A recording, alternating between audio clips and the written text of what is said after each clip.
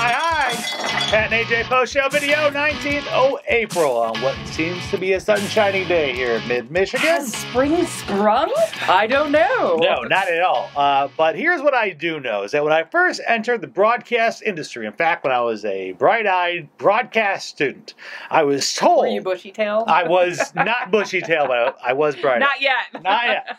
But I was told about how we, as radio announcers, would have to really drill some points into people's minds. And Yeah. I remember saying, why? Why, teacher? Why? Why? And he goes, well, because people really aren't paying a lot of attention to you when the radio's on. It's true. We have people call all the time and say, oh, the answer is feet, for a contest that they're listening to on another station. That we're not running. And we're like, oh, okay, that's not us. But thanks, so people, we know people are listening, but they're not really paying attention. But I used to always tell my broadcast teachers, man, give people more credit. What are you talking about?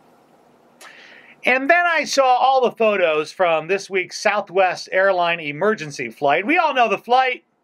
The little motor blade blew off and the window really sad. opened and a woman died. She got almost sucked out of the plane. But the photos that are going viral show one thing, and boy, I had to double think myself, because even I was like, hold on. What's wrong with this photo? They have their oxygen masks on incorrectly. They're supposed to go over your nose, too. They're all over their mouth. It's not just one person, either. It's a lot of people. You know, somebody on the Cars Went Away Facebook page said, well, maybe they were just panicking. True. And I'll give you that. Yeah. But most of them were taking selfies and they were on their phone. You're not really panicking So I feel if you're like, taking selfies, yes, right? I feel like this is post-panic, yes. So, you know, the next time I fly, which is actually in a few weeks, I'm going to really make sure I listen to my flight attendant when they give the instructions about the mask and all that I got to say, I feel bad. I feel like I need to apologize to some of my old broadcast professors, because boy, were they right. I mean, people have been sitting down and being told, they've been told this same speech by flight attendants how many times?